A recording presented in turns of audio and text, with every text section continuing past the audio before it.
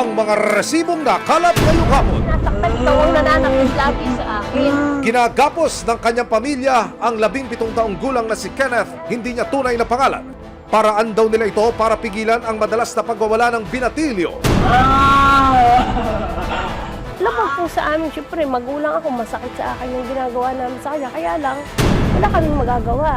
Kaya humingi na ng tulong sa resibo ang pamilya sa pag-asang maisalba si Kenneth mula sa kanyang kalagayan. Sa isang barangay sa Taguig City, kalahating taon nang naninirahan sa isang basketball court ang mahigit 50 bakwit o evacuees. Knock-knock, Taguig! Hanggang kailan magtitiis ang matatanda at bata sa inyong covered court? Anumang reklamo, bibigyan tugon. Bawat hiling at problema, hakanapan ng solusyon. Ito ang bago ninyong sandigan, hindi palalampasin ang mga tiwali at maling gawin. Dito, walang ligtas ang abusado at lalong walang lusot ang may atraso. Dahil ang lahat, hahanapan natin ng resibo. Magandang hapon, ako po si Emil Sumangil. Isang pamilya sa Cainta, Rizal, ginagapos ang sarili nilang anak. Kalunos-lunos man sa unang tingin, kailangan daw nila itong gawin para sa kanyang kapakanan. Sa ganitong sitwasyon, paano nga ba maisasalba ang binata? Walang tigil sa pag-iyak, nagwawala at nagmamakaawa. Habang nakagapos ang mga kamay at paa. Grabe ng porhisyong naabot namin, grabe ng hirap. Sa loob ng mahigit isang dekada, ito ang madalas na sitwasyon ni Kenneth. Hindi niya tunay na pangalan. Pagka po siya nagwawala, ginagapos namin siya para hindi siya makapanakit. Ito pong basahan na ito ang ipinagdudugtong-dugtong ko na igapos sa kanya dito sa sahig na ito. Ang kanyang hindi maawat na pagwawala dahil pala sa kanyang kondisyon na hanggang ngayon, hindi pa rin ganap na matukoy ng kanyang pamilya. 5 taon po siya nung nagkaganyan siya, nilagnat siya 2 araw. Nagka-convulsion po siya, tapos dinala namin agad siya sa ospital. Ngayon, hindi naman namin makaya yung mga gamot dahil mga ultimatum po yung gamot ang mamahal. Aminado si Nanay Marife na mahirap alagaan si Kenneth, lalo na tuwing umaatake ang pagwawala ng anak. Sa ganitong pagkakataon, kailangan daw nilang pwersahing awatin ang binata. Ma'am, ang sakit sa loob, sobra. Sobrang sakit. Kaya nga pag minsan na okay yung kondisyon niya, naisip niya, bakit nanay ganito ako? Dapat namatay na lang ako. Nasabi niya, meron niya na time na minsan gabi dito, di magwawala siya. Sa galit ko sobra sa kanya na nasasaktan ako. Nasasabi ko sa kanya na hirap na ako sa iyo. Hindi ko na alam kung anong gagawin ko. Nasasabi ko yun. Pero sa kabila ng pagod ni Nanay Marife, tinitiis pa rin daw niya ang masinsinang pag-aalaga sa kanyang anak. Pinapakain ko yan, sinusubuan ko yan, inom ng gatas sa umaga, paliliguan ko, bibihisan ko, lahat ma'am. Daig pa yung bagong anak na baby. Susunod! Kasama po natin ang mga personnel mula po sa Municipal Health Office ng Cainta. Gayun din ang mga taga-Social Welfare Office ng munisipyo pa rin ng Cainta para ho i-assess ang sitwasyon ho ng bata. Nahihirapan kahit kami. Awang-awa ako sa kanya dahil hindi naman niya po yung ginusto eh. Abangan mamaya! Sa isang barangay sa Taguig City, kalahating taon nang naninirahan sa isang basketball court ang mahigit 50 bakwit o evacuees. Ang kanilang tanong, hanggang kailan nila titiisin ang pagtira rito? May aksyon, ebidensya, resibo, walang lusot ang may atraso. Aksyon, ebidensya, resibo, walang lusot ang may atraso.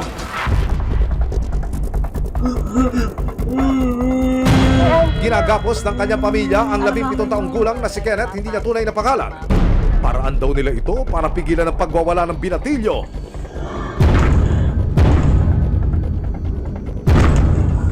Pagka po siya nagwawala, ginagapos namin siya para hindi siya makapanakit. Ang kanyang hindi maawat na pagwawala, sintomas pala ng kanyang kondisyon na 12 taon nang hindi matukoy ng pamilya.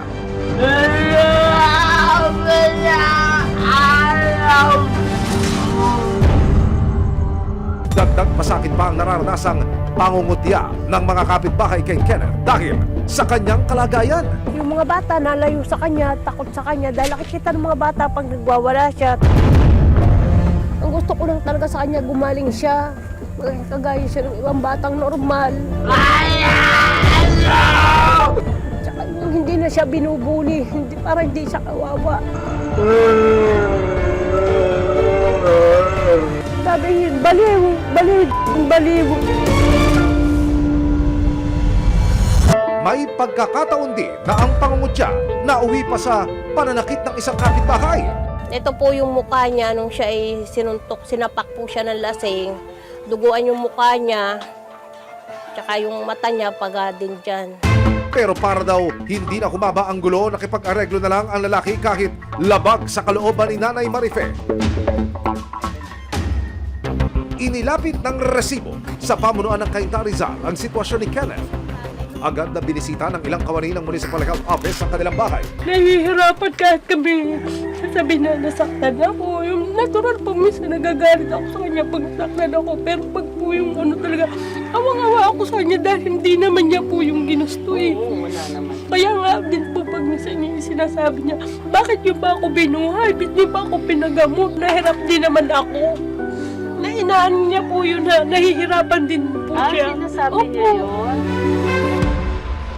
Ano nakikita nyo pwede nating unti-unting hakbang para tulungan sila matulungan? So, kailangan magamot siya. Pangalawa, family to know more about the illness and ano yung mga pwede pang magawa. Opo. Siguro din sa community, dapat i-educate yung mga nakapaligid kasi sabi nila, pag daw tinutukso, doon nagwawala.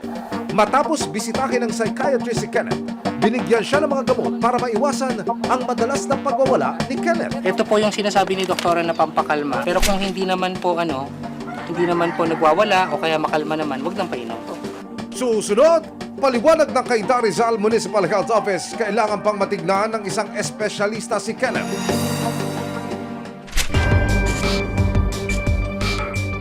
Kung pagbabatayan ang memorandum ng DILG patungkol sa pamantayan ng mga palikuran sa evacuation center, dapat daw isang palikuran 20 katao lamang ang gumagamit. Pero dito po sa sitwasyon sa Nabua Covered Court, isang palikuran ang gumagamit po 58 katao. May aksyon, may ebidensya, resibo, walang lusot ang may atraso. May aksyon, may ebidensya, resibo, walang lusot ang may atraso.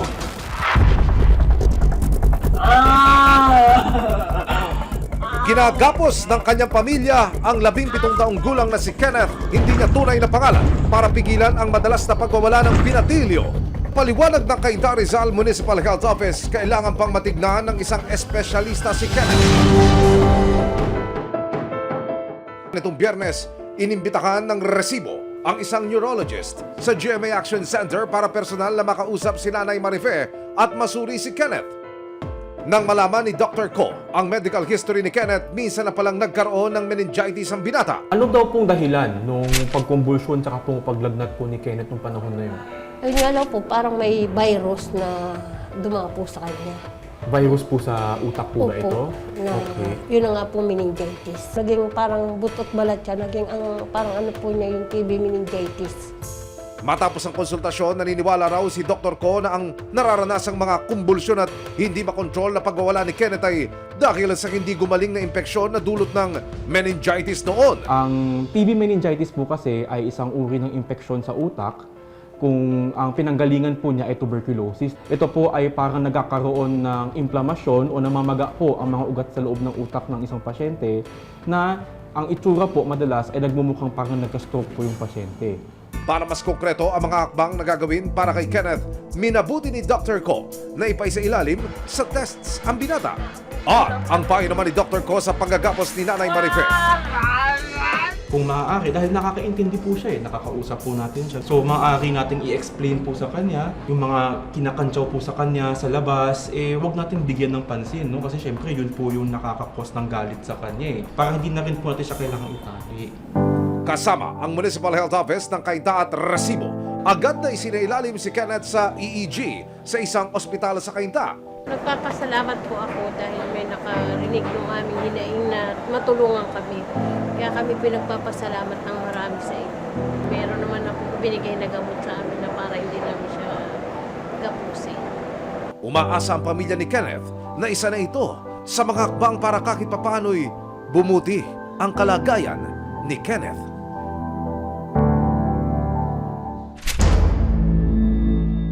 Nasa halos 6 na po katao ang maigit kalahating taonang naninirahan sa isang covered court sa Taguig City. Iyan ay matapos nilang lumikas ng magiba dahil sa bagyo ang isang perimeter fence sa kanilang tirahan noong Hulyo ng nagdaang taon. Pero dahil tolda lang ang tinitirhan ng pamipamilya at iisang palikuran lamang ang pwede nilang gamitin. Tanong ng mga bakwit in the city, hanggang kailan po ba kami rito? July 27, 2023 nang magiba ang isang perimeter fence matapos gumuho ang isang bahagi ng lupa sa Sitio Maliwanag sa Barangay Western Bikutan, Taguig. Nasa mahigit 100 pamilya ang naapektuhan at inilikas. Ito yung mga bahay namin na pabayaan na mula nung na-evacuate kami. Sira-sira na po yung bahay namin, hindi na po pwedeng uwian. Kahit napilitin po namin umuwi, hindi na po pwede dahil mapanganib pa din po dahil sa pagbuo ng pader.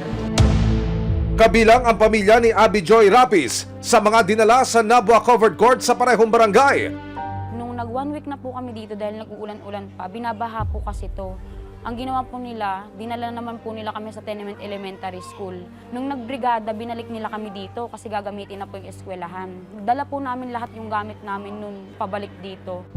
Kwento ni Abby, bumalik na sa dati nilang bahay ang ilang pamilya matapos makumpirmang wala sa danger zone ng kanilang bahay.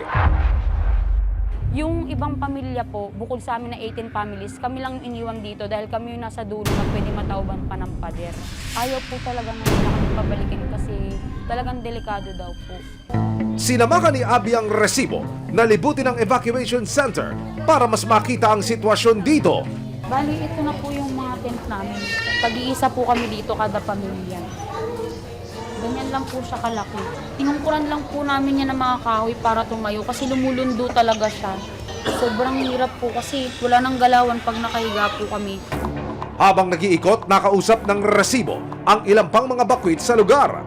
Para maipakita natin sa kinukulang kung anong sitwasyon nyo rito. Yung unang pangako, sabi bigyan daw po kami, hanapan daw po kami ng relokasyon na ligtas. Tapos nitong January po, 30K na daw po ang ibibigay sa amin pang upa. Ang family of 7 naman ng buntis na si Reynalyn, aminadong hindi na raw komportable ang evacuation center para sa maliit pa niyang mga anak. Kaso lang po yung mga anak po kasi ng mga anak po namin, nagkakasakit po pabalik-balik po yung ubos sipon po. Yung isa po na kaano po namin dito, nasa center po. Mula po nung naano po kami dito, hindi na po nawala ng ubo, sipon. Bakit po ganun? Ba't parit-parit to? Ba't bumabalik-balik yung sakit? Kasi minsan po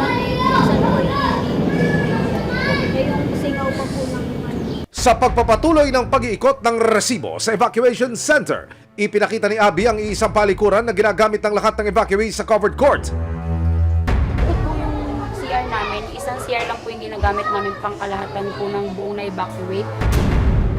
Ito po kasi ma'am, dito pa po yung mga DSWD para sa kanila lang po yan. Hindi po nila pinapagamit kasi daw po bumabaho daw po. So, ito na ang CR. Ilan kayo lahat dito? 18 families po. Did I hear that right? Iisang CR para sa 18 families? Eh kung dumating ang call of nature pero mahaba pa ang pila, paano na? Hintayan po, kaya po dun kami natatagalan ng oras. Halimbawa, may papasok ng trabaho. Maghihintay pa po kayo matapos yung nauna, tas kasunod. Kung pagbabatayan ang memorandum ng DILG patungkol sa pamantayan ng mga palikuran sa evacuation center, dapat daw isang palikuran 20 katao lamang ang gumagamit. Pero dito po sa sitwasyon sa Nabua Covered Court, isang palikuran ang gumagamit po 58 katao. Ang sinasabi pa ng DILG, dapat hiwalay ang CR ng lalaki at babae. Pero dito po, isa lamang ang nagagamit, sarado ho ito. At hindi nagagamit ng iba pang kasarian. Kaya naman si Abby, umisip na lang ng ibang paraan para maibisan ang tawag ng kalikasan. Ito po yung araw-araw namin ginagawa. Maglilinis na po kami ginamit namin Arenola kasi kadalasan pag may tao pa po doon, kailangan meron po kami dito para hindi kami nahirapan mag-intay pa doon sa kasunod na mag-CCR. 18 pamilya o halos 6 na po katao ang nagsisiksikan dito sa Nabua Covered Court na nagsisilbing pansamantagal ng evacuation center. Bukod sa kinaing sa problema sa palikuran ng tulugan, ang isa pa sa mga inilalapit na problema ng mga bakwit, sila'y napapaaway na rin sa ilang pang mga lehitimong residente ng barangay. Mga residente dito, ma'am, kung ano na pong pinaparinig sa amin.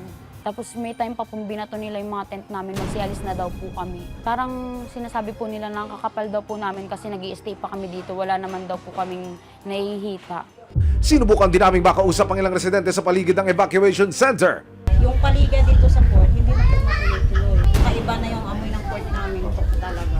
Pwede naman bigyan na lang sila ng pangkunting puhunan o kaya para makaalis na sila dyan kasi hindi na gagamit na yung port. Opo, ma'am. Laging malinis yan. Talaga eh. Pintura niya, laging bago. Ngayon wala na, kadugyot lang na ang makikita mo. Sa pagbalik ng resibo sa evacuation center nitong March 12, 2024, habang kinukunan ng karagdagang video ang ilang mga residente, dumating ang mga tauhan ng Public Information Office ng Local Government Unit ng Taguig, pati na rin ang ilang tauhan ng City Social Welfare and Development Office ng Taguig. Dala nila ang mga bagong tent para sa mga bakwit. Sir, ano po yan, sir? Modular. Tent. Bago. Opo, bago po. Ano pong gagawin dyan, sir? Ano po, papalitan po yung mga luma na nakatayo. Pero para kay Abby, hindi raw ito ang kailangan nila. Hindi po yung pagpapalit ng tent yung concern namin ngayon. Yung concern namin, sitwasyon namin dito. Po ngayon lang po yan. You never pa po ito napalitan from last year. Ngayon lang po. Ilang residente naman tulad ni Reynalyn at June Mar ang agad na pumayag sa pagpapalit ng mga tent. At nang simula na nga ang pagliligpit sa gamit at pagbaklas ng mga lumang tent, nagsilabasa na ang ilang chismis.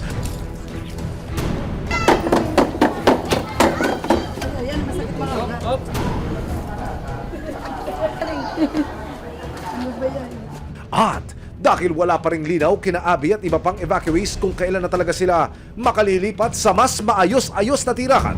Pagkatapos nating marinig ang hinaing ng ating mga kababayan doon po sa evacuation center, yung mga bakwit, personal nating idudulog sa pamunuan ng Taguig City Hall ang kanilang mga nais na mailapit at maresolusyon ng mga problema.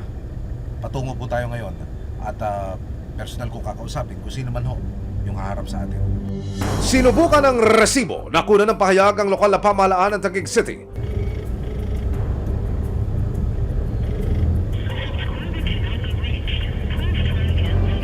So pangalawa na ho tawag yun, hindi pa rin tayo sinasagot ng mga taga-PIO.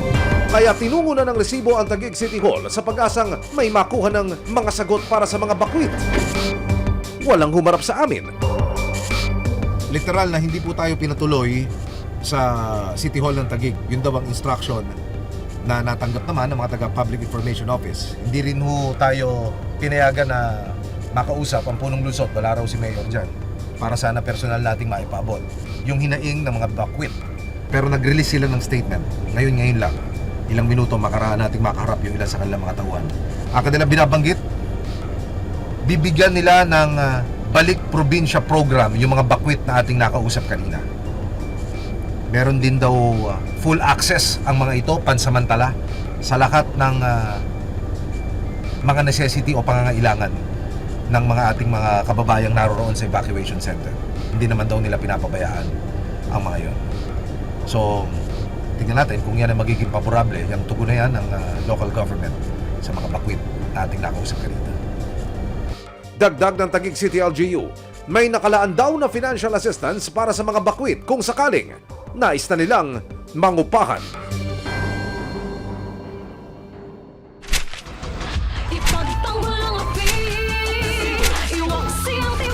Sama-sama nating ituwid ang tiwali at baluktot, itakwil ang maling gawi at modus na bulok. Walang ligtas ang abusado at lalong walang lusot ang may atraso. Dahil ang lahat, hahanapan natin ng resibo. Hanggang sa muli, ako po si Emil Sumangil. May aksyon, may ebidensya, resibo, walang lusot ang may atraso.